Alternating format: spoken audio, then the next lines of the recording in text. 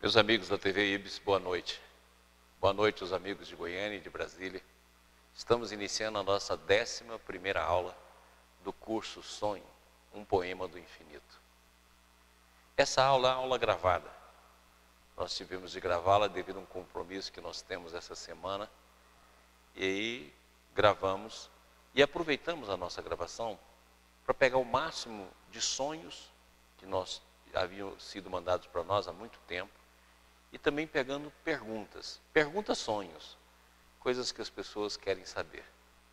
De maneira que, olhando o nosso arquivo no sentido geral, eu acredito que nós conseguimos atender quase 80% daquilo que foi nos enviado até esse período.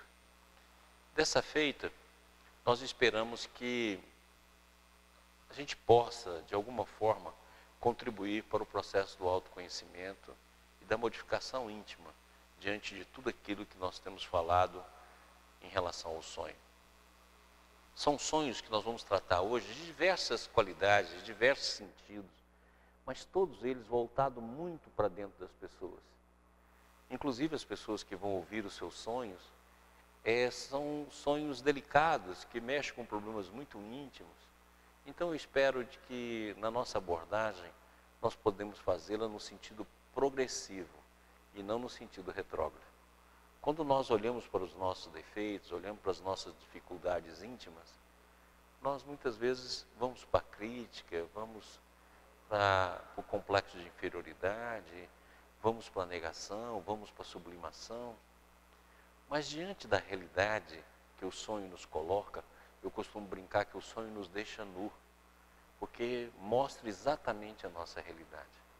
Então hoje nós vamos falar de muitos problemas íntimos daqueles que nos enviaram os seus sonhos. E espero que nós possamos contribuir com essa transformação que todos nós queremos, que todos nós buscamos, a fim de que haja uma melhoria do nosso destino, da nossa trajetória e da nossa forma de ser. Então vamos lá. Primeiro slide, por favor. Esse sonho aqui é muito interessante, pessoal. Ele reflete problemas de todos nós. Eu quero lembrar que quando a gente estuda um sonho, nós não estamos estudando um sonho só para a pessoa. A gente também está estudando um sonho para nós, porque todos nós estamos diante das mesmas dificuldades. Então o estudo de um sonho, ele não acrescenta só para aquela pessoa, acrescenta para todos que participam da interpretação e do estudo dele. É o que acontece com esse sonho aqui. Então vamos lá. Sonhei que eu teria que atravessar uma floresta muito perigosa. Quando me aproximei da floresta, surgiu do meu lado um guarda, uniformizado a rigor, e me alertou sobre o perigo da floresta, afirmando que iria atravessar comigo. Eu hesitei dizendo que não era necessário. Ele insistiu. Então fomos. Logo que adentramos a floresta, surgiu um animal preto e bem grande, e eu falei com um pé atrás. É uma onça. O guarda então adiantou-se à minha frente, e enfim era um cachorro bem grande, que assim que viu o guarda demonstrou respeito e se uniu a mais uns 20 outros cachorros, todos pretos, e os acalmou como quem diz, é gente amiga. Quando terminamos de atravessar a floresta, eu falei para o guarda: o senhor viu? Não houve nenhum problema. E ele então me falou uma frase de Emmanuel que não me recordo. Só sei que tinha alguma coisa com cautela. É um sonho muito interessante. Então vamos lá. Nós já estudamos alguns símbolos deles, não é? Nós estudamos já sobre a floresta. Lembra aquele sonho da floresta que a pessoa falava que tinha de entrar para a floresta e que tinha de queimar e queimava livros? Lembra desse sonho? Pois é, nós falamos lá que a floresta está ligada ao mistério. A floresta está ligada ao campo espiritual. Mas aqui essa floresta está ligada a ela mesma. Ou seja, a floresta aqui é o que está dentro da alma dela. É a parte dela que ela desconhece. É a parte dela que ela não vê com propriedade. É a parte dela que está no inconsciente e que ela ainda não conseguiu acessar com maior visão, com melhor qualidade de visão.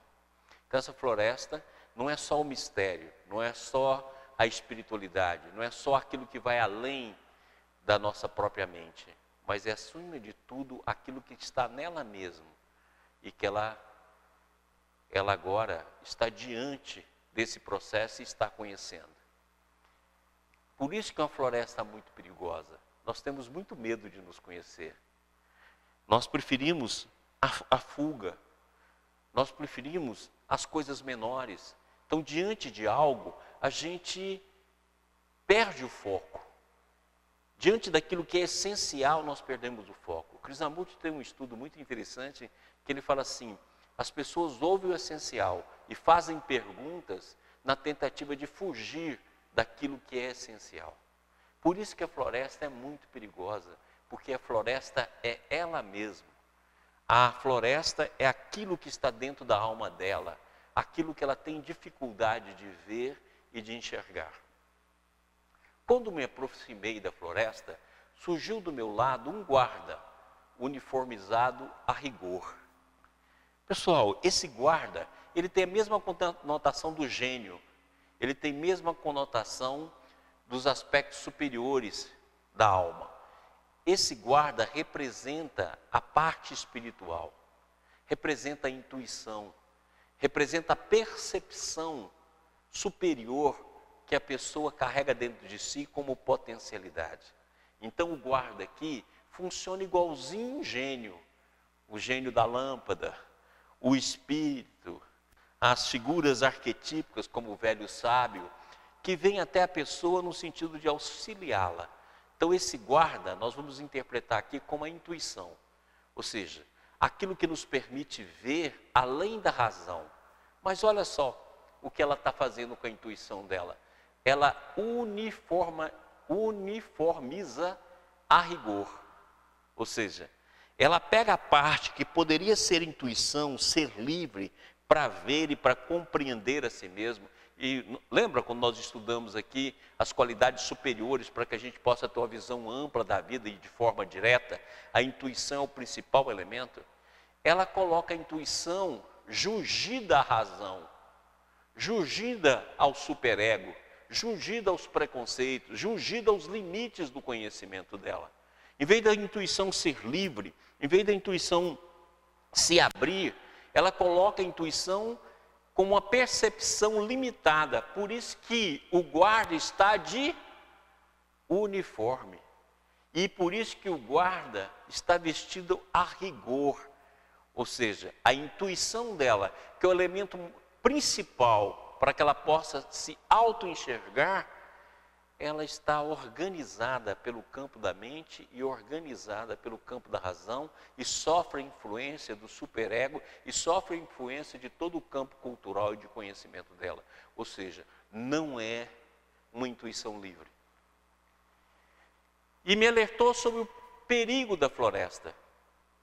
Você vê como é que ela é limitada. Então o guarda fala do perigo. Qual é o perigo? O perigo que a gente tem de se autoconhecer sem que a gente procure se entregar realmente à onda de transformação. Olha, o processo do autoconhecimento, ele se torna perigoso quando a gente só faz ela baseada dentro das questões da razão, baseada dentro das questões do conhecimento que nós adquirimos, dessa daquela filosofia, desse daquele conceito, quando nós fazemos ela baseada na mente. O autoconhecimento é um movimento amplo do espírito, que nós estudamos no Ondas de Transformação 1, Ondas de Transformação 2, ou seja, é um processo que chega até nós e nos conduz, e não algo que a gente organiza através da mente. E é o que ela está fazendo. Ela está realizando um autoconhecimento baseado apenas em si mesmo, baseado apenas na mente, baseado apenas nos conceitos que ela carrega. Então, isso não é autotransformação. Isso é apenas mudança de polo dentro do campo mental, como nós já falamos tantas vezes nos nossos cursos anteriores. Atravessar comigo, hesitei dizendo, não era necessário. Ele insistiu, então fomos. Por que não é necessário? Porque ela ainda não dá o devido valor no campo intuitivo. Ela não dá o devido valor de que pode chegar até ela através dos campos da graça, através do campo do amor, através do campo superior do espírito, através do campo superior da consciência, as mensagens ideais para o movimento dela. Então, por isso que ela não acha necessária, apenas com a razão, apenas com o conhecimento mental, apenas com a visão que ela tem do autoconhecimento é suficiente.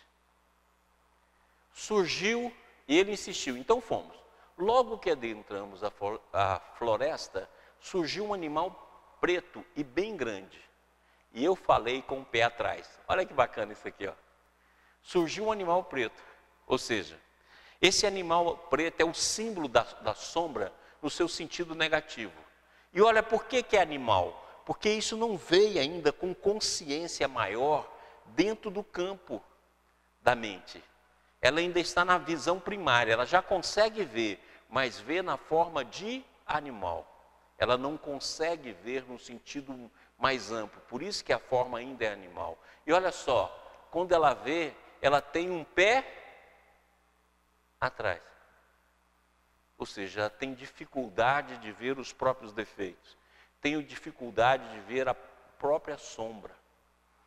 E essa sombra é dentro daquilo que nós falamos lá atrás, quando nós estudamos um pouquinho da sombra, lembra que nós até trouxemos alguns textos do James Hollis?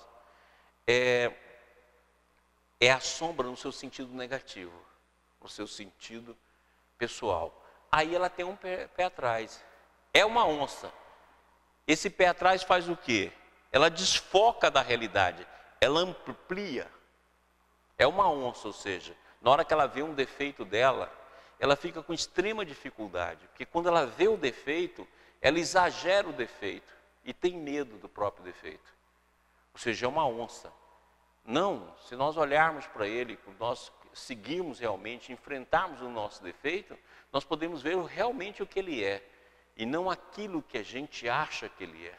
Então ela tem um pé atrás, que é a tentativa de não ver, e uma onça, que é o exagero do próprio defeito. É aquilo que a gente muitas vezes fala para a gente, ai meu Deus, como é que eu tenho isso? Como é que eu posso ter isso dentro da alma? Como eu carrego isso ainda, sendo que eu sou? Essas coisas bestas que a gente fala e que, no entanto, a gente leva a sério. O guarda, então, adiantou-se à minha frente. Olha, o guarda adiantou-se à minha frente. Olha como é que esse guarda realmente é a intuição. É os campos superiores da nossa alma. É aquilo que se desdobra em nossas potencialidades. E, enfim, era um cachorro bem grande. Olha, a onça, na verdade, era um cachorro.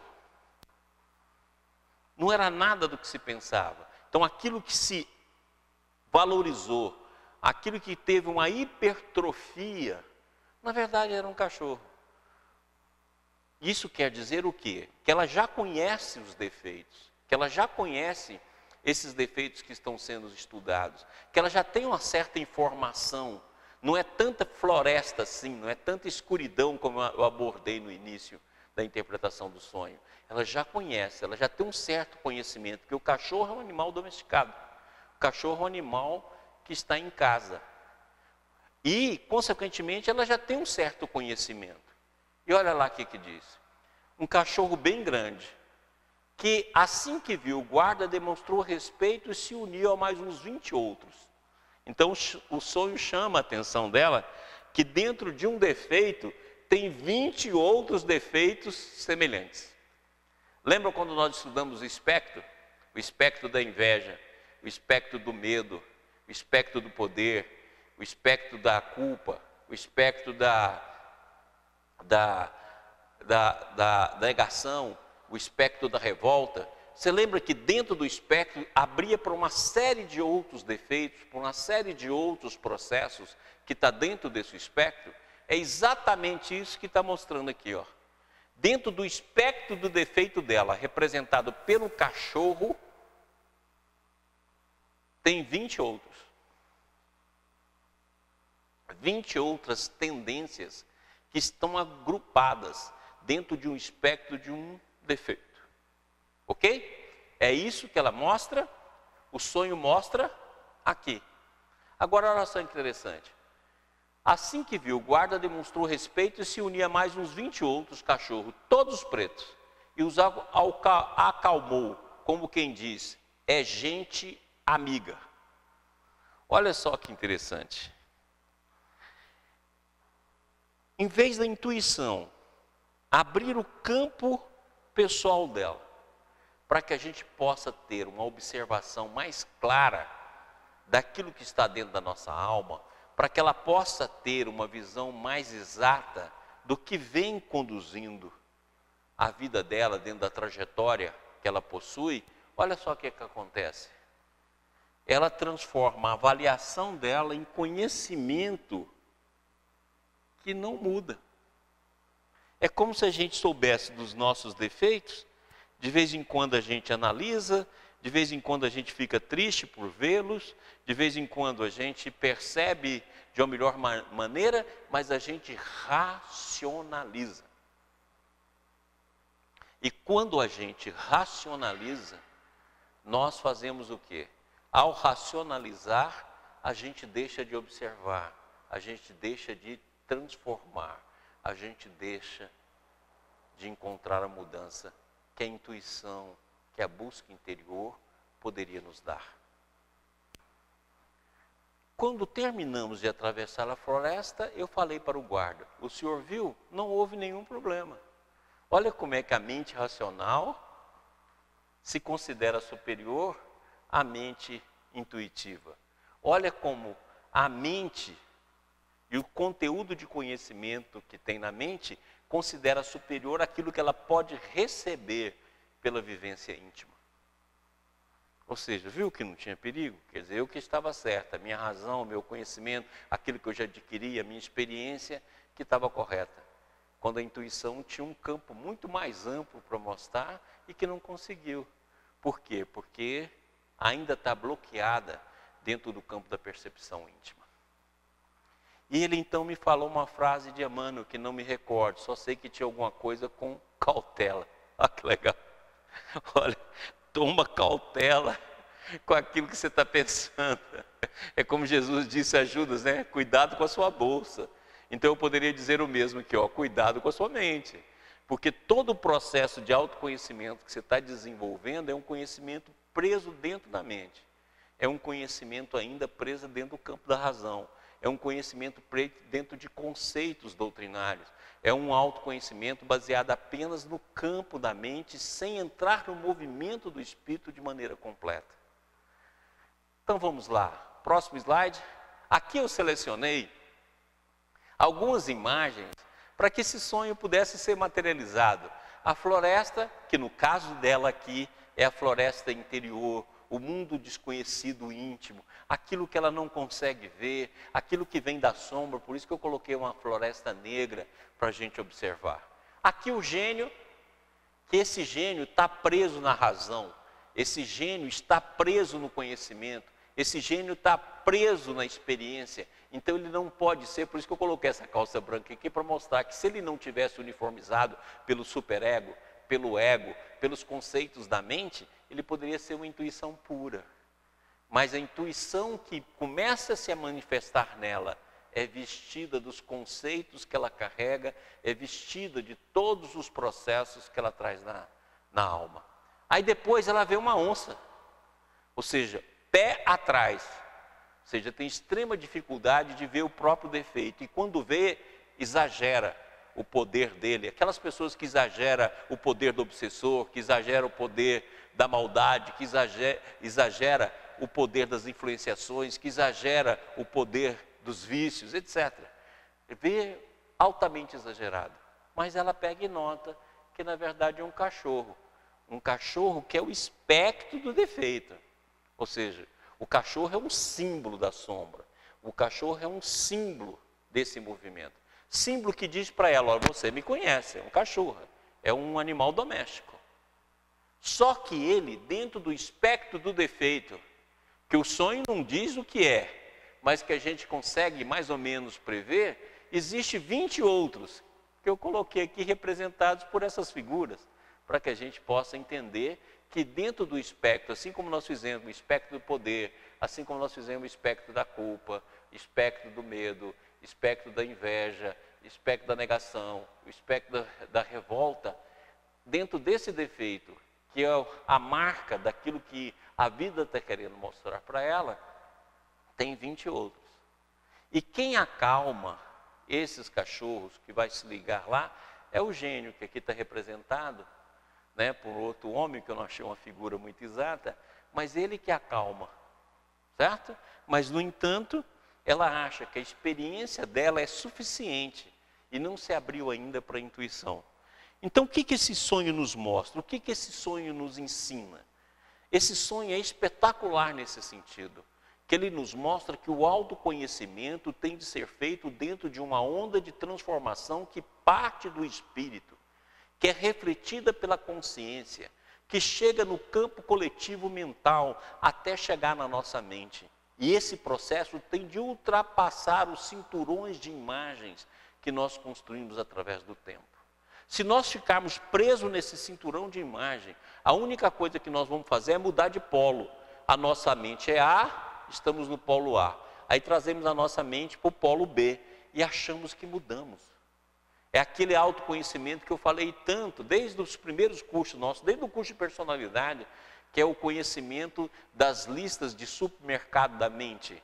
E a gente acha que os transforma, que a gente conhece, então pronto, nós estamos informados deles e a gente vai lá e faz a transformação. Não, a transformação real é aquela que parte da manifestação do Espírito em nós, através da imagem e semelhança. Lembra como eu falei isso aqui no nosso curso? Imagem e semelhança do Espírito na consciência, imagem e semelhança do Espírito na mente coletiva, imagem e semelhança na nossa mente.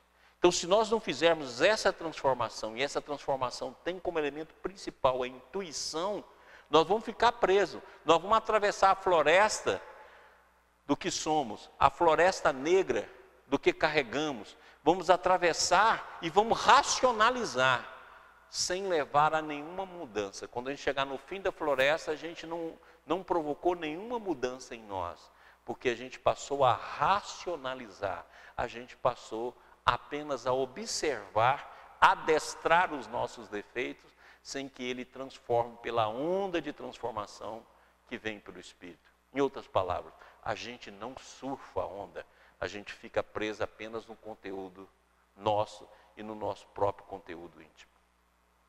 Certo? Excelente. Próximo. Esse aqui também é bacana. Esse sonho aqui vai nos ensinar muito. Eu meditei nesse sonho aqui por uns dias. Falei, nossa, quanta coisa bacana tem nele. Então eu vou observar, e vou fazer uma observação dos fatos mais importantes, mas um sonho muito rico. Vamos lá. Caro Maurício, devido ao meu envolvimento com a relação arte e espiritismo, tenho tido ao longo do tempo vários sonhos com artistas. Antes de sintetizá-los, informo que sou muito tímido. E se na verdade eu me encontrasse com um famoso, eu mal o cumprimentaria. Seria como se nunca o tivesse visto. Sonhei com uma apresentadora de TV, confesso que sempre me antipatizei com ela, não me sendo agradável, ainda que muito bonita. Mas no sonho, ela estava muito jovem, caminhávamos pelas ruas de uma cidadezinha do interior. Ela me apresentava a cidade, me mostrando casas, me conduzindo à casa de sua avó. Após o sonho, comecei a vê-la de forma melhor, a antipatia se desfez. Sonhei que estava no hall de um auditório, era como se eu terminasse de dar uma palestra. Uma atriz jovem chegou, me agradeceu pela defesa da arte e abraçou. Ao acordar, uma sensação muito forte desse abraço. Tempos depois, fiquei frustrado com a participação dela em escola de samba, no carnaval. De outra feita, me encontrava em uma residência de um casal de atores que muito admiro, Ruth de Oliveira e Milton Gonçalves. Nós conversamos, eu acordava, depois o sonho e a conversação também, por várias vezes. A impressão ao acordar era de que eu estava maravilhado de ter conversado com o espírito de escola, o Milton. A impressão foi realmente muito forte. Embora não haja o que interpretar, admito que isso não ocorreria no plano físico, em vigília. O que aconteceu com a timidez costumeira? Em sonho eu assumiria outra personalidade? Me faria apresentar com um conhecimento que não corresponde aos momentos de vigília? Eu achei bom ele falar assim, ó. Embora não haja o que interpretar. Tem um caminhão, meu amigo, para interpretar aí. Um caminhão. Então presta atenção. Nós não sonhamos com as pessoas. Então a primeira coisa que nós temos de corrigir na nossa mente, nós não sonhamos com as pessoas. A gente sonha com os símbolos que essas pessoas representam. E quando você sonha com famosos, é porque você está vivenciando um complexo de inferioridade. E para poder, o psiquismo tenta corrigir esse complexo. E você vai então sonha com um famoso, que é a tentativa de compensar aquela vivência que você está tendo dentro do complexo de menos-valia. Então, toda vez que você sonhar com um famoso, você está sonhando com a compensação do seu psiquismo. E quanto mais ele for famoso, maior é o seu complexo de inferioridade naquele momento. A menos-valia, a insignificância. Eu tive uma paciente que uma vez chegou para mim e falou assim: doutor Maurício, eu tive um sonho extraordinário. Eu falei, qual foi? Eu sonhei que eu estava na montanha, eu era Moisés. E eu ouvia a voz de Deus e falava com o povo. Aí eu olhei para ela e falei assim, você é a pessoa com o maior complexo de inferioridade que eu vi até hoje. Porque para compensar, o sonho foi buscar a figura de Deus. Não tem nenhuma figura humana que poderia compensar. Ou seja, você está assim, ó, a gangorra sua está assim. Para compensar, teve de fazer isso. Então, os seus sonhos refletem exatamente isso aqui, ó. Reflete um processo de compensação psíquica do seu complexo de inferioridade. Por isso que vai sonhar com famosos. Por isso que vai sonhar com os conteúdos que possa te compensar. Então eu coloquei essa imagem aqui para a gente poder entender. Coloca lá. Olha, toda vez que a sua consciência estiver vivenciando, né, a menos-valia, né, a síndrome do... que é muito comum no brasileiro, né? A síndrome de não ter significado, de não ter significância, né? A síndrome de vira-lata. Toda vez que você estiver vivenciando isso, você vai sonhar com o famoso, sonhar com o presidente da República. Então, por exemplo, se você sonhar com o presidente do Brasil, o complexo está mais ou menos. Agora, se você sonhar com o Obama, significa que ele está altamente desequilibrado, que ele está precisando de uma compensação. E toda vez, lembra que quem tem o complexo de inferioridade como elemento marcante, tem escondido abaixo desse complexo o complexo de superioridade. Nós já falamos aqui, quando nós estudamos isso, no onda de transformação e na personalidade. Então, toda vez que esse complexo estiver manifesto, esse aqui está em potencial, está latente. Toda vez que esse aqui estiver manifesto, esse aqui está latente. Então, quando você estiver no complexo de superioridade, aí você sonha que você está pobre, que você está andando pela rua, que você virou um mendigo, que você está carregando sacos nas costas, que você está mal vestido, você chega numa cerimônia onde todo mundo está de vestido longo, de smoke, e você chega com a roupinha que vestiu lá na casa. Então, toda vez que fizer isso, é porque o sonho está tentando compensar o seu complexo de superioridade, na maioria das vezes. E toda vez que for o contrário, que você sonha com a pessoa famosa, que você sonha com a pessoa que vai acima muito das suas aspirações, você está compensando o seu complexo de inferioridade. Então, amigo, tem muito que interpretar, muito. Você não está sonhando com nenhum artista, você não está em contato com ninguém no plano espiritual. Isso é uma baboseira. Você está em contato com o seu próprio complexo. E a gangorra do psiquismo tenta compensá-lo. E agora, nós vamos ver que, além desse processo, você tem um processo de rigidez também. Quer ver? Volta lá. Olha aqui, ó. Sonhei com a apresentadora de TV, confesso que sempre antipatizei com ela. Aqui está o complexo de superioridade. Lembra?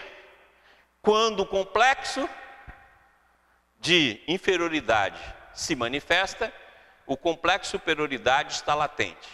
Quando o complexo de superioridade se manifesta, o complexo de inferioridade está latente. Olha aqui que interessante. Sonhei com a apresentadora de TV, confesso sempre que antipatizei com ela, não sendo agradável, ainda que muito bonita. Então o que o sonho faz? O complexo de superioridade. Aqui reflete isso, por isso que não gosta da apresentadora. Porque muitas vezes vai se apresentar como um complexo de superioridade. Olha que interessante. Olha para onde o sonho leva. O sonho leva para jovem. Ou seja, quando nem famoso é. Caminha pelas ruas de uma cidadezinha do interior. Olha aí, leva para as coisas simples, para as coisas singelas. Cidade no interior não é nenhuma metrópole, não é nenhuma Nova York, não é nenhuma Paris, não é nenhuma Milão, não é nenhuma Roma, não é uma Sydney. Ou seja, é uma cidadezinha do interior. Ela vai me apresentando a cidade, me mostrando casa, me conduzindo à casa de sua avó. Ou seja, os laços afetivos simples, as coisas singelas, aquilo que marca realmente a nossa vida. Ou seja, a avó, a cidadezinha. E olha só, na hora que ele sonha com isso, comecei a vê-lo de forma melhor. Porque o psiquismo compensou o complexo de superioridade.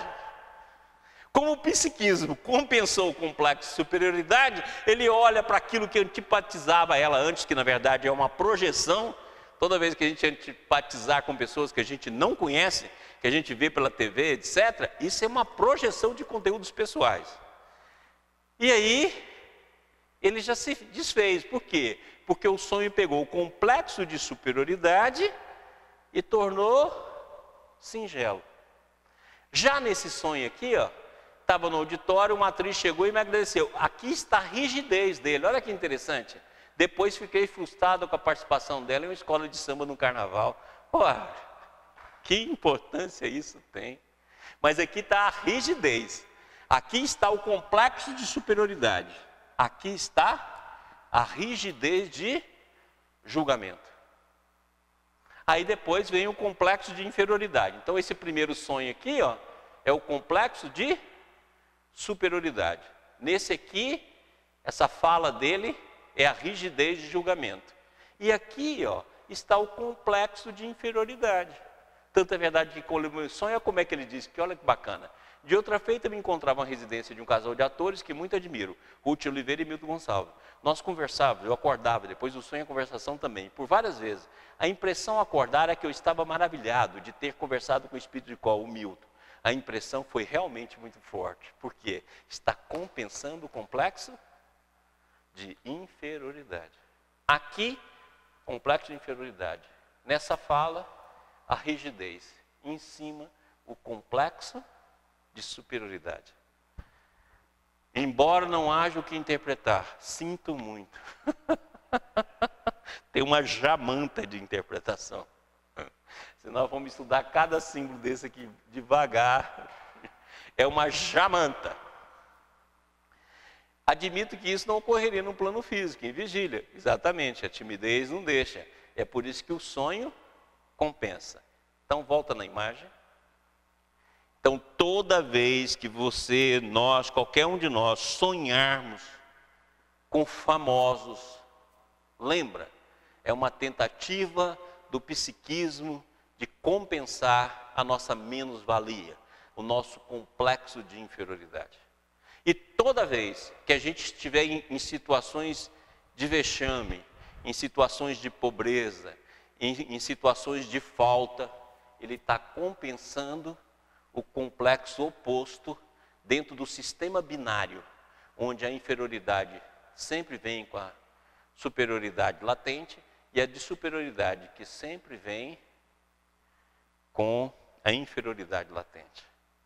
Isso aí é uma regra que você pode aplicar em 80%, 70%, 90% dos casos. E se nós fôssemos pegar as figuras que ele mostra aí, a figura da apresentadora, a figura daquela outra atriz famosa, a figura da Ruth, a figura do Milton, nós poderíamos ver os conteúdos que estão na alma dele, estudando as figuras por aquilo que elas parecem ser, que ajudaria ele a ter uma visão mais ampla. Mas isso aqui, ó, serve de regra para nós. Isso aqui serve de regra para o nosso psiquismo. Então, toda vez que você sonha, você pode ter certeza disso. Está compensando o seu complexo de inferioridade. E não que você está encontrando alguém durante o sonho. Beleza? Próximo. Ok? Pessoal, muito bacana esses dois sonhos. Vocês não acharam? Poxa, que bacana, né? O primeiro sonho nos mostra como é que deve ser feito o processo do autoconhecimento. Nos mostra exatamente como deve ser feito. E o segundo, mexe nos nossos complexos. Porque quem não carrega complexo na alma, quem não carrega todo esse processo dentro da alma, seja de inferioridade ou de superioridade, todos nós, né? Agora, olha isso aqui que é bacana. Sonhei que eu estava num lugar que só tinha telhado sustentado por colunas. Era noite. Estava acontecendo uma espécie de cerimônia de cunho religioso. O ambiente era redondo. Eu estava sentado no centro desse ambiente e várias pessoas em volta. Uma mulher era responsável pelo lugar. Ela queria que eu vestisse uma túnica amarela, mas eu não queria. Estava assustada e gritava muito por Jesus. Então essa mulher consultou com o olhar a dirigente da casa espírita onde trabalho, que também estava na cerimônia. Essa dirigente então fez um sinal negativo com a cabeça, querendo dizer que eu não estava preparada para usar a vestimenta. No sonho eu pensava que se colocasse a túnica amarela, não poderia mais trabalhar na casa espírita onde trabalho. No dia seguinte, sonhei que alguém chegou perto de mim e disse: não é nada disso que você está pensando. Eu não via a pessoa, só escutava a voz que era masculina. Eu sabia que a voz estava se referindo ao sonho do dia anterior. Que legal! Que sonho! Pessoal, lembra que eu falei assim, ó? Geralmente as 3 primeiras linhas, ou as 4 primeiras linhas, matam o significado do sonho. Lembra quando eu falei isso? As 3 primeiras linhas, ou as 4 primeiras linhas, nos dão a direção da interpretação. Então olha aqui, ó. Sonhei que estava num lugar que só tinha telhado, sustentado por colunas. Era noite, ou seja, não tem parede. Então o que o sonho vai dizer? O campo das ideias. Por isso que é só telhado, por isso que é só coluna. O sonho vai versar sobre o campo das ideias e o medo que ela tem das ideias novas, o medo que ela tem daquilo que é novo, daquilo que é diferente, daquilo que não está na cartilha dela. E mostra que ela ainda está dentro daquele conhecimento de autoridade. Ou seja, a autoridade fala, é verdade. A autoridade nega, é verdade. Ou seja, nós ainda estamos na autoridade do guru, na autoridade do pastor, na autoridade do presidente do centro. Não tem autonomia pessoal de encontrar a verdade por si mesmo, de pensar por si mesmo, de se responsabilizar por todo o conteúdo que busca e que aprende e que tenta executar na vida. Ainda está preso no conhecimento da autoridade. E olha como é que é bacana isso aqui. Ela está presa numa espécie de cerimônia de cunho religioso. Então, na religião, ela tem muito mais medo. Ela não consegue ainda pensar por si mesma. Não consegue ainda pensar pela própria visão sua. É aquilo que Emmanuel diz que é muito bacana. Nunca permita que você veja o horizonte através dos olhos alheios. Nunca permita. Tudo aquilo tem de ser por nós mesmos. Eu costumo usar uma frase que eu falo muito, eu falo assim: eu vou para o céu ou para o inferno com meus próprios pés. E nunca vou poder dizer que foi por fulano ou por ciclano. Eu posso receber ajuda de milhares de pessoas para o bem. Posso receber influenciação de milhares de pessoas no sentido negativo e naquilo que a gente chama mal. Mas vou com as minhas próprias pernas me responsabilizando pelos passos que eu vou marcando na existência. Porque nós temos de chegar a essa maturidade. Ver por nós mesmos. Não vejo por autoridade. Não é porque a pessoa é PhD no assunto que ela tem conhecimento de todos os assuntos e o que ela fala que é verdadeiro. Não é porque alguém que dirige uma casa, dirige uma igreja, porque é o Papa, porque é o reverendo, porque é Buda, porque... Não. Eu tenho de ver por mim mesmo. E aquilo que as pessoas falam, eu tenho de experimentar em mim para ver se é verdadeiro. Ah, ele fala isso, poxa, eu vou experimentar isso em mim, para ver se realmente isso aí é verdadeiro ou não. Se ele tem razão ou não, se essa visão é só isso ou não.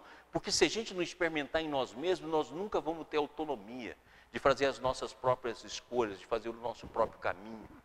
É aquilo que Krishnamurti fala tão bem, que ele fala assim, a verdade é um país sem caminhos.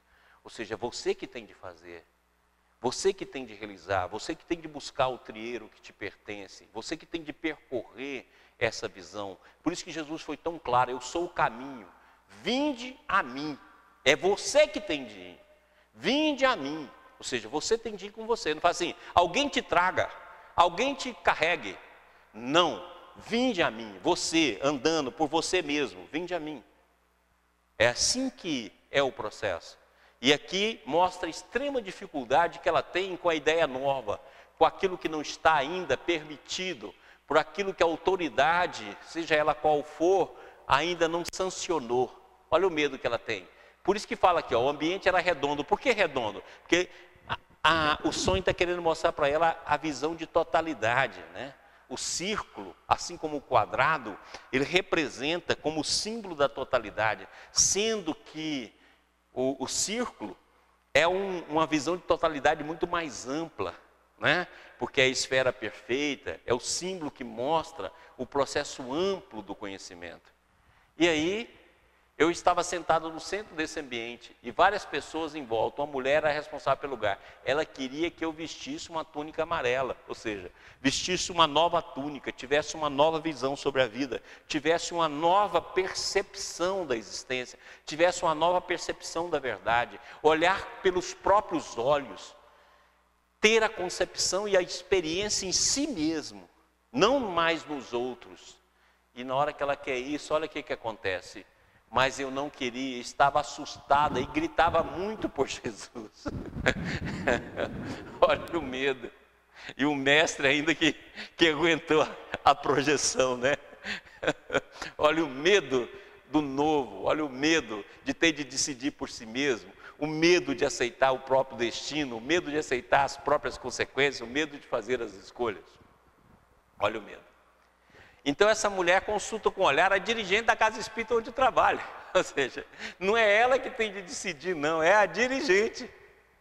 A dirigente que vai saber se ela pode, se ela não pode, se está na hora, se não está na hora. Ora, o máximo que um dirigente da casa espírita pode fazer é servir a todos e ter o campo de disciplina, o campo de cuidado que todo dirigente da casa espírita tem de ter, mas nunca dirigir a sua consciência, nunca dirigir as suas escolhas.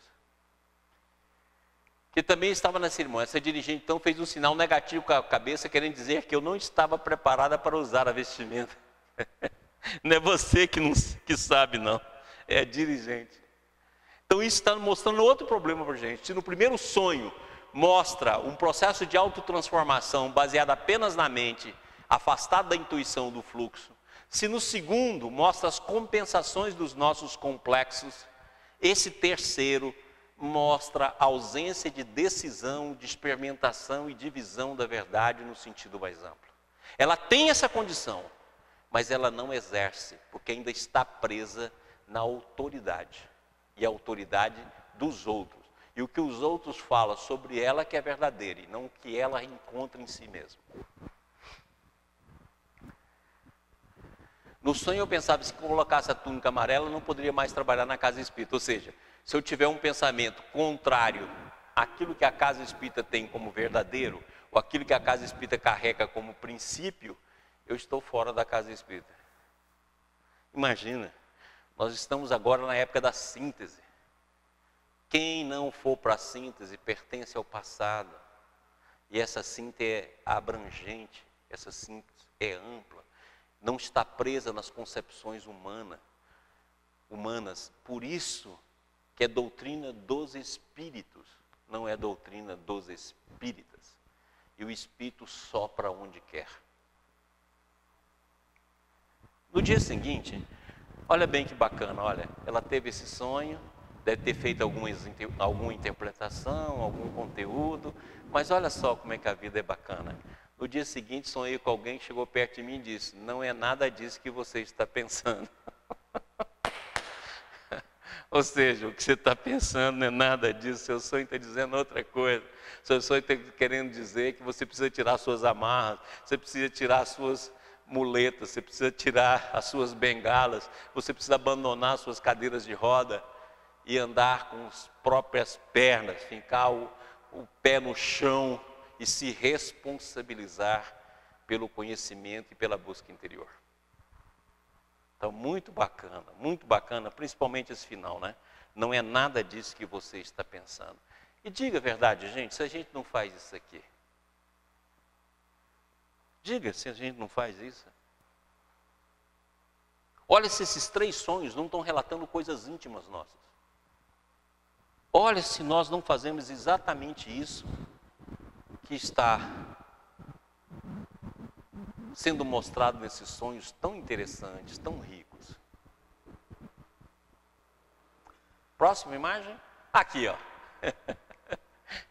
Eu tentei, né, materializar as imagens. Aqui está lá, ó, o campo das ideias, né? Por isso que é redondo e por isso que não tem parede, ou seja, não tem concretude. Está no campo apenas do telhado, ou seja, o campo das ideias. Aqui a roupa amarela, né? Peguei até o amarelo lá do budismo. Aqui é a mulher que oferece a roupa. Aqui os dirigentes da casa espírita. Aqui é a casa espírita. Lembra que a casa espírita, segundo Emmanuel, no livro Estude Viva, é a escola da alma ensinando a viver. E não a escola da alma condicionando o viver. É completamente diferente. Nós hoje estamos nesse campo de condicionamento do viver. Não, é a escola da alma. E Emmanuel diz mais, o centro espírita e a doutrina espírita tem como função levar a gente a cada vez mais a horizontes cada vez mais vastos. Então essa é a função.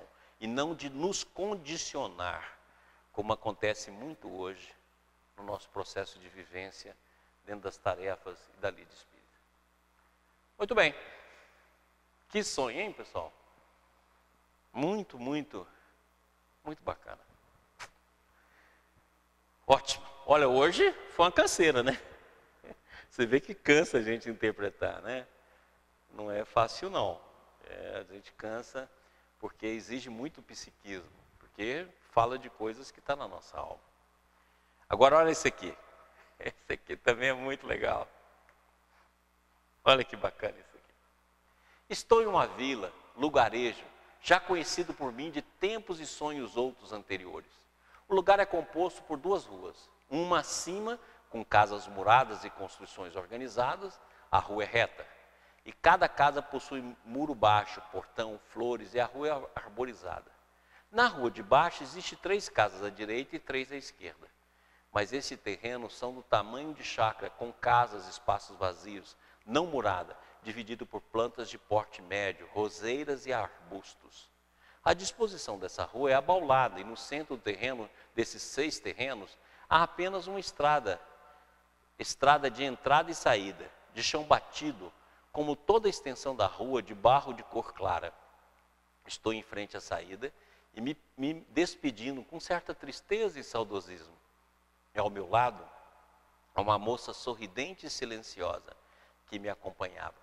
Neste momento, e bem próximo de uma árvore de copa frondosa e verde, que estava no lado esquerdo, no início do caminho de saída da tal cidade, uma bela mulher me chama da janela de uma das casas da rua de cima e diz, sorridente, não se preocupe, Em breve você retornará, voltará para ficar de vez. Acordei e pensei de imediato: caraca, vou morrer.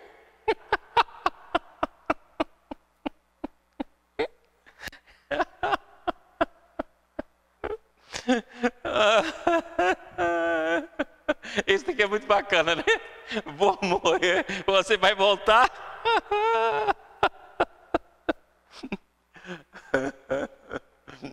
Olha, esse sonho é um sonho espiritual, com visões simbólicas. Mas é o contrário do que você pensou. Esse sonho é antes de você nascer. Esse sonho mostra para você a tarefa que você ia fazer na terra. Por isso que um dos símbolos vitais desse sonho seu é a árvore, porque é a árvore da vida. E a vida se desenvolve em dois planos, o plano terreno e o plano espiritual. Então esse sonho é um sonho retrógrado. Pessoal, aqui tem uma coisa muito importante para mim poder falar. É o seguinte: não pense você que você dormiu agora e você teve um sonho e que esse sonho ocorreu nesse momento. Não, esse sonho já pode estar gravado no seu campo de inconsciente. Naquele dia foi encontradas as condições de ressonância para que aquele sonho viesse à tona.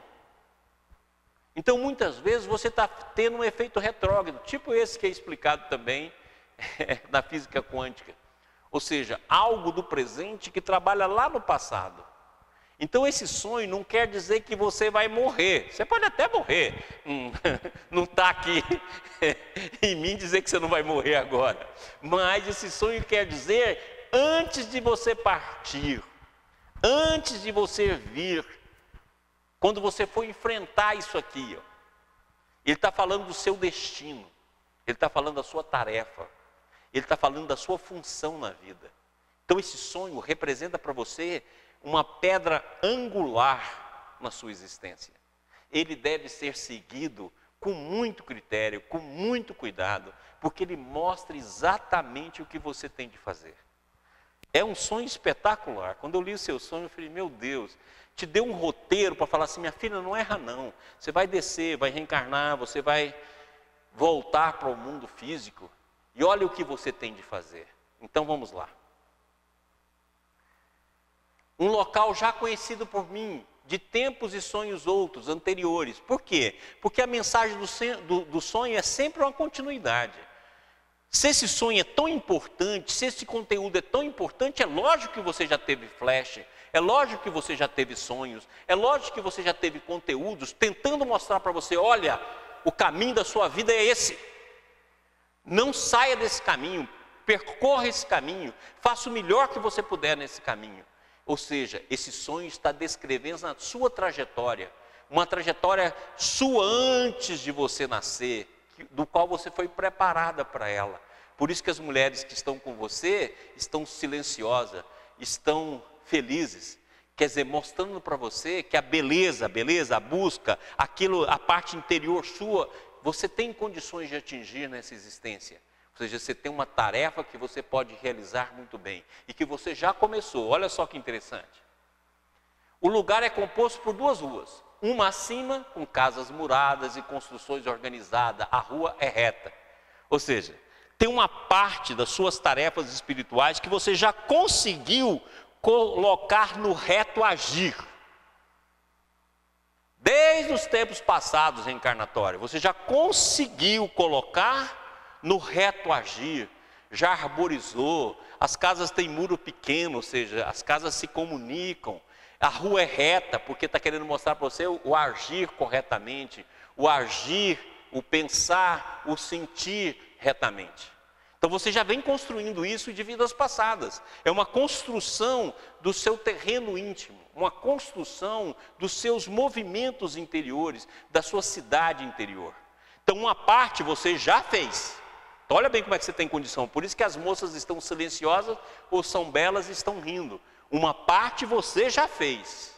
Agora falta a parte pela qual você reencarnou para ela.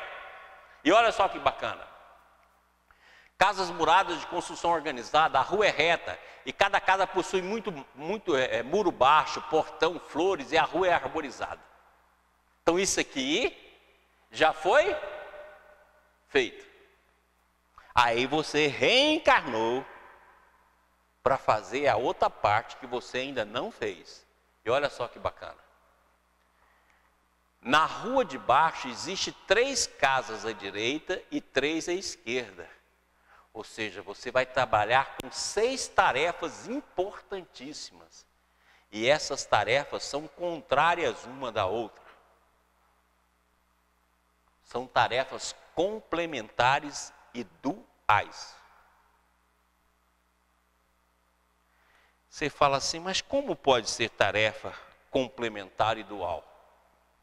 Então vamos supor, por exemplo, que você seja uma enfermeira. Então você vai exercer a sua função de enfermeira. Que você vai exercer dentro daquele padrão que a vida vai te pagar.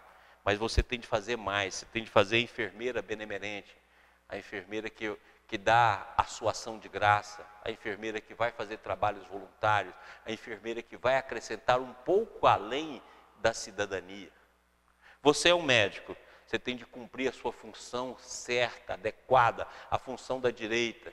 Ou seja, a sua função como médico, como profissional, como aquela pessoa que vai receber os recursos para dirigir a sua vida. Mas ao mesmo tempo, você vai ter de ser médico do espírito, o médico da consciência, o médico da alma, o médico do socorro, o médico da caridade, o médico da assistência, o médico da benemerência.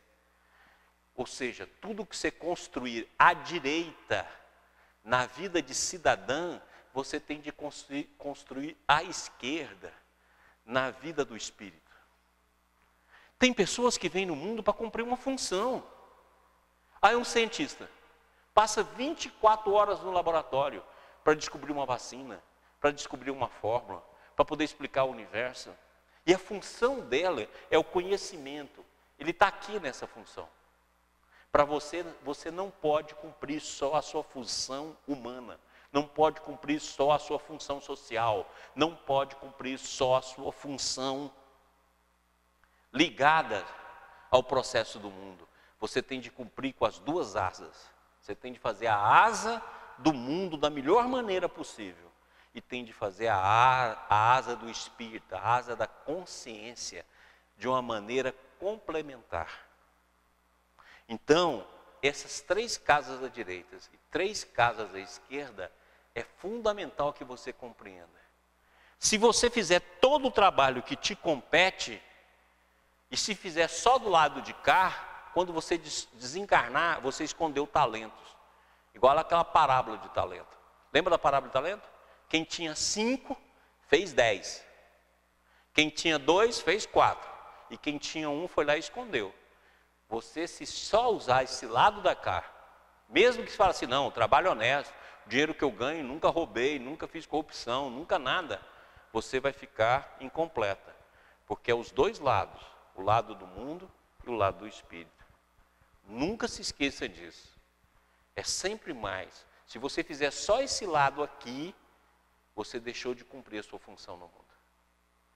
Então você tem que fazer as 2. E olha só, espaço vazio, ó. Quanta coisa que você vai ter de criar do nada. Começar do zero.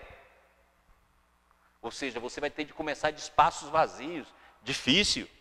Vai começar do zero, do nada, até gerar tudo que tem de gerar. Não pensa você que você vai conseguir já construído. Não. Você vai pegar espaços vazios. Você vai ter de fazer uma construção. Do nada. Não vai encontrar pronto. Não murada, ou seja, sem proteção. Você vai ter de começar no peito e na coragem. Sem proteção maior, você vai ter de fazer isso, você vai ter de conquistar isso. Dividida por plantas de porte médio. Porte médio. Quer dizer, você vai precisar de muito mais coisa, você vai ter de caminhar para o superior, você vai ter de caminhar para uma coisa muito mais vasta, porque as plantas estão apenas semeadas, estão começando apenas a crescer. Roseiras e arbustos, olha aí, ó, roseiras e arbustos.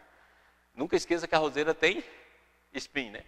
A disposição dessa rua é abaulada e no centro do 6 terreno há apenas uma estrada de entrada e saída. Viu como é que você não tem opção? Ou seja, é entrada e saída. Não tem diversidade, não tem multiplicidade. Eu posso fazer isso, eu posso fazer aquilo. Não. É uma tarefa específica. Só tem um caminho de entrada e apenas um caminho de saída. É específico. Não é uma rua que tem vários cruzamentos, que tem várias ruas, que você tem várias opções. Não, é um trabalho específico.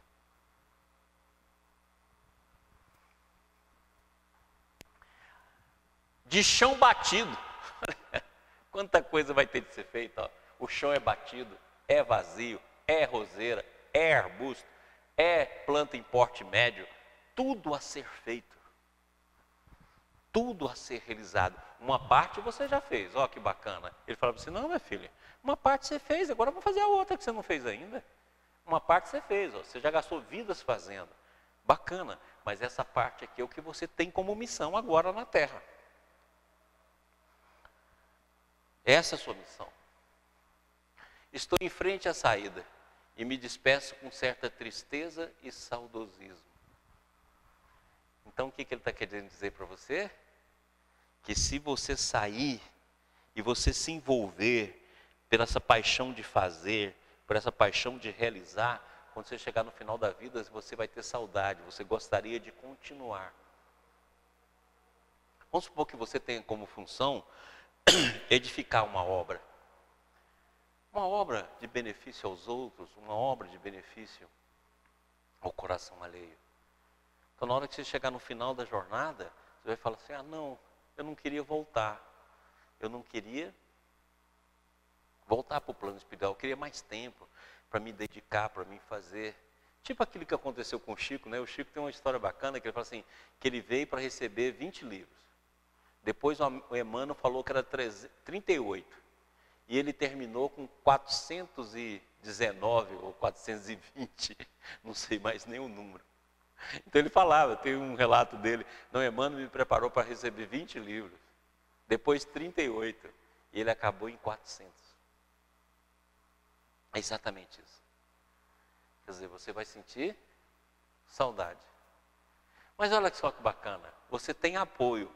A moça sorridente e silenciosa que te acompanhava, então você tem uma mentora que te acompanha. Por isso que é silenciosa, né? Os espíritos superiores geralmente são silenciosos, são discretos. Então você tem uma mentora, que é uma moça, que é uma mulher, que vai te auxiliar nessa tarefa. E ao mesmo tempo, nesse momento, e bem próximo de uma árvore de copra frondosa e verde. Ó a árvore da vida. Por isso que é a vida. Aqui é o símbolo da árvore da vida. Você vê o seu sonho, começa aqui, ó. 1, 2, 3, 4, mas é aqui, ó, que está o símbolo mais forte. O símbolo da árvore da vida, que estava do lado esquerdo. Olha que bacana, 3 à direita e 3 à esquerda, né? Ou seja, está no início do caminho de saída da tal cidade. Então você vem para viver, você vem para fazer, você vem para realizar. E quando você chegar no final, você vai ter construído essa árvore. Lembra que Jesus nos disse que nós seríamos conhecidos pelos nossos frutos? E que uma árvore boa dá fruto bom, e uma árvore má dá fruto mau. Ou seja, na saída, você tem de ter construído uma árvore da vida. Mas se você conseguir fazer isso, olha que bacana. Não se preocupe, em breve você retornará. Ou seja, você não só vai concluir uma tarefa que você está desenvolvendo, provavelmente em várias reencarnações, como depois você volta para completar o seu trabalho a nível espiritual. Então esse sonho seu, olha, é um espetáculo. É como se falasse assim, minha filha, eu vou te dar a resposta que você está procurando. E vou te mostrar o que você deve fazer. É um sonho extraordinário. E está falando para você, olha, se você vencer aqui, você construir essa árvore, partindo do vazio, partindo da não murada, sem maior proteção, planta de porte médio. Olha aqui agora, ó.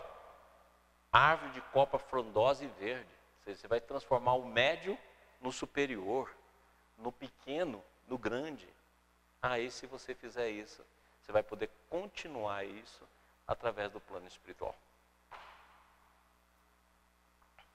Olha, esse sonho seu é uma maravilha. É um roteiro de vida e de vida eterna. Aproveita e coloque em prática. Se você já estiver colocando, aperfeiçoa. Se você ainda não colocou, coloca, porque esse sonho é extraordinário. Muito bem. Próximo. Aqui estão os principais símbolos. As imagens não tive muito tempo para procurar, né? Aqui é a casa murada, que está morada com muro alto, não é assim o que você já construiu. Então eu quero mostrar que isso aqui é a sua construção, aquilo que você já fez em vidas passadas. Essa agora é o que você tem de fazer. Coisas do passado, né? Que está estragado, coisa que você vai ter de fazer. E aqui é o resultado final da sua vida.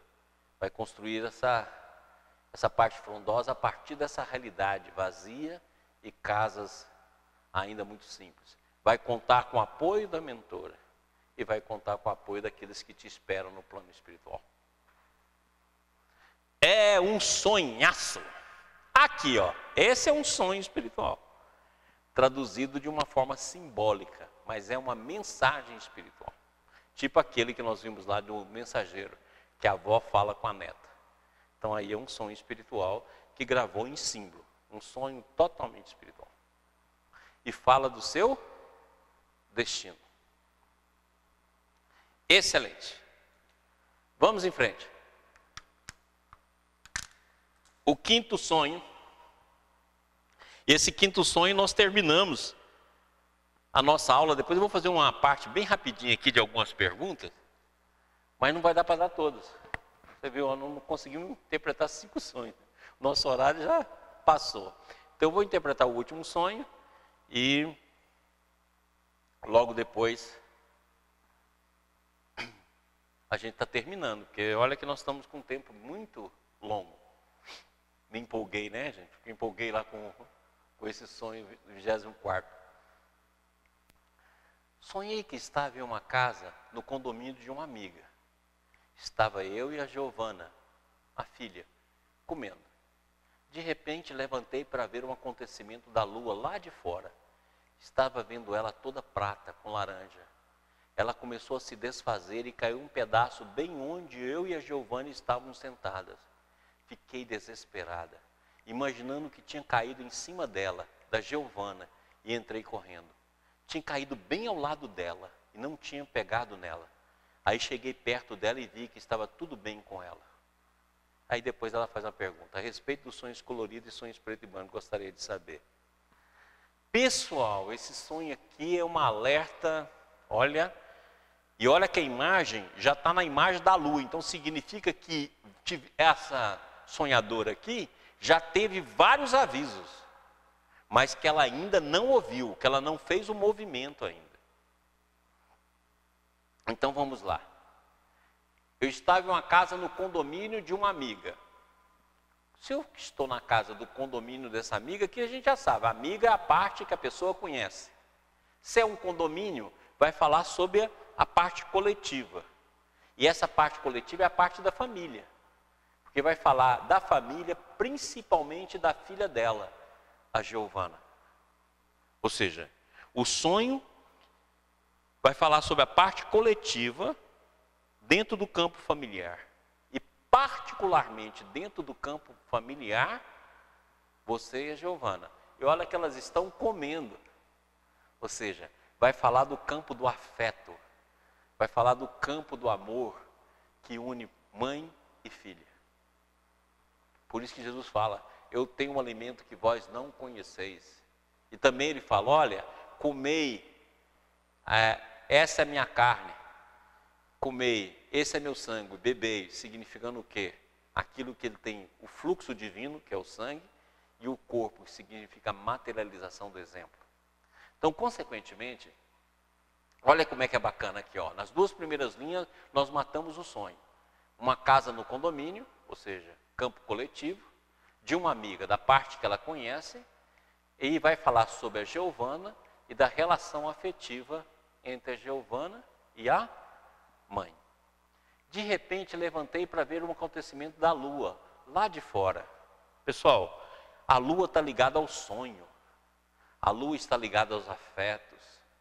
A lua está ligada àquilo que nós sonhamos, com aquilo que almejamos. A lua é um símbolo extraordinário.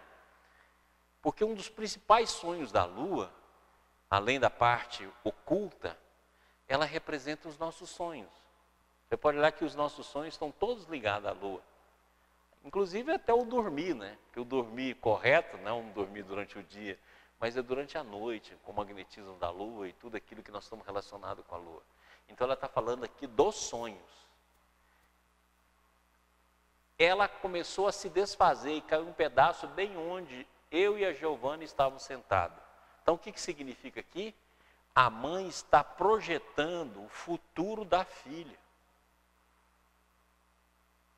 Por isso que a lua cai, ameaçando a Giovana, que é o foco de amor dela.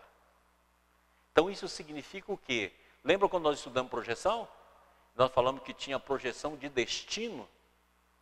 Então a mãezinha aqui está fazendo uma projeção de destino em relação à filha. E é uma projeção tão forte, porque ela acha que é o melhor caminho, que é a melhor maneira, que é a melhor forma, que é exatamente a lua, que significa a grandeza, que significa o esplendor.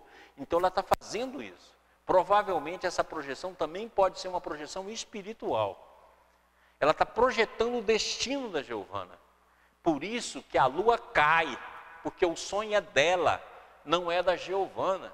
E está ameaçando a vida da Giovana. Olha aqui, ó. Caiu em cima dela, da Giovana, e entrei correndo. Tinha caído bem ao lado dela e não tinha pegado nela. Ou seja, ela está fazendo uma projeção de destino. Esse sonho é um alerta, por isso que eu coloquei ele aqui. É um alerta significativo. Porque a mãezinha está fazendo uma projeção muito forte, muito grande, em cima da filha. E é por isso que cai, porque várias vezes já deve ter tido sonhos que mostrou isso. Mas ela não fez o movimento, ela continuou projetando na filha um destino futuro. Isso aqui é uma projeção de destino. Aí cheguei perto dela e vi que estava tudo bem com ela. Ou seja, caiu bem perto. E se não tomar cuidado, vai cair em cima. E isso é uma projeção de destino. Vamos lá ver, porque nós já falamos sobre isso. Então aqui estão os principais símbolos, né? A lua, a mãe e a filhinha, que eu representei aqui como adulta, eu não sei qual a idade da Giovana nem da mãe, e a queda, representando aqui, ó. Ou seja, é um símbolo muito forte, e é um símbolo que teve de buscar uma amplidão grande. Então significa que o processo já está ocorrendo, que vem ocorrendo, que já está na alma e que esse processo está sendo constante. Próximo. Lembra disso aqui? Os aspectos profundos e obscuros da nossa personalidade, defeitos, conflitos, valores, projetamos a vida interior, o aspecto dela nos outros, nos grupos e nas nações. E eu classifiquei aqui, ó, projeção dos defeitos, projeções ideárias ou sublimada, glorificação do outro, projeção de expectativa e projeção do destino. Lembra que eu peguei até aquela frase lá do Nando Reis? Ele disse: Marvin, a vida é para valer, eu fiz o meu melhor e o seu destino eu sei de cor. Então a mãezinha da Giovana está fazendo isso aqui, ó. Projeção do destino. Só que ela acha que essa projeção é bela, é grande, é ampla, como a lua. Mas é uma projeção dela, é um conteúdo dela, e não um conteúdo da Giovana. E ela está fazendo uma projeção de destino. Então esse sonho é um sonho de alerta. Esse sonho é um sonho altamente significativo. E um sonho de alerta. E serve para nos alertar também. Por mais belo que sonhe um sonho. Ah, eu quero que meu filho seja um São Francisco. Calma lá, ele pode ser lindo. O filho ser São Francisco, o filho realizar obras maravilhosas, o filho ser um santo, o filho disseminar o evangelho do Cristo, lindo. Mas não é para o Zé, é para o Francisco. E a gente faz isso. Muitas vezes coloca sonhos espirituais belíssimos para o nosso filho. Não é a realidade dele. Ele que tem de fazer o destino. Nós temos de dar as bases para que ele construa o destino. E não a gente construir de antemão esse destino e projetar sobre ele. É exatamente isso. Voltamos lá no sonho? Pode ir? Olha lá, mais um. É exatamente isso que a mãezinha está fazendo sobre a Giovana. E é um sonho grandioso, porque é a lua. Olha, se fosse o sol, aí era pior ainda, né? Mas é a lua. É um sonho grandioso. Mas cabe a Giovana construir o seu destino. E não a mãezinha definir o que ela vai construir. E muitas vezes a gente define assim, não, mas ela também quer. Porque nós vamos induzindo esse caminho. Não. Nós temos de educar. Dar condições para. E a pessoa, através das suas potencialidades, faz o seu destino. Voltamos lá naquela pergunta dele. A respeito dos sonhos coloridos e sonhos pretos. Pessoal, não tem diferença nenhuma. Colorido é imagem. Então, essas imagens aparecem coloridas, porque as imagens que estavam na sua mente estavam coloridas.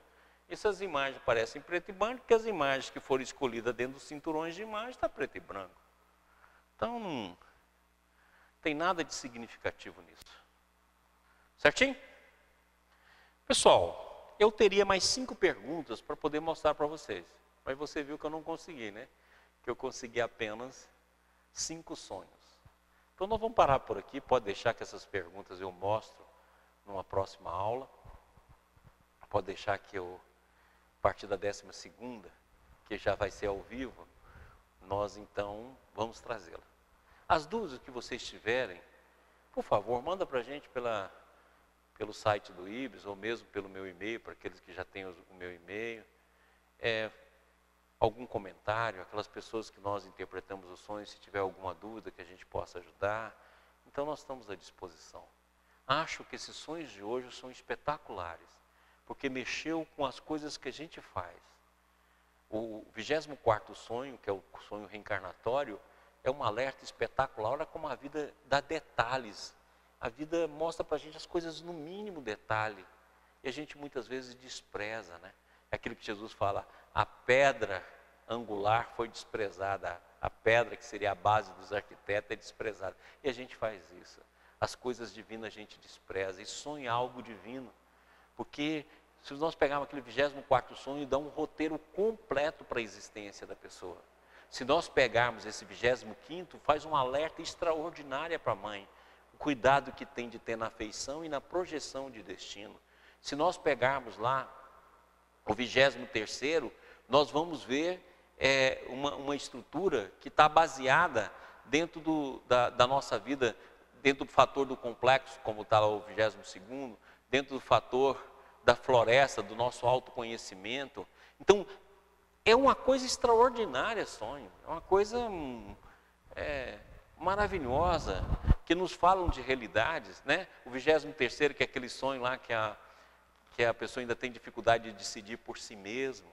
Então, tudo isso que está no sonho, seja baseado na floresta e no autoconhecimento, não feito dentro do movimento da vida. Seja os nossos complexos de superioridade ou inferioridade. Seja a nossa dificuldade de decidir o nosso próprio destino pelo campo das ideias e fazer as nossas escolhas. Seja em relação à programação reencarnatória que nós viemos no mundo para desempenhar. Ou seja, no amor que faz a projeção de destino. Tudo isso somos nós. Nós somos feitos de uma mesma substância. E cometemos os mesmos erros, porque ainda estamos presos na bolha do orgulho. Então, se nós soubermos aproveitar as lições que nos são trazidas, eu acredito que nós podemos fazer uma transformação extraordinária no nosso viver. Muito obrigado. Fica as perguntas agora para a próxima aula. E espero que vocês nos enviem. Muito obrigado, boa noite, que Deus vos abençoe.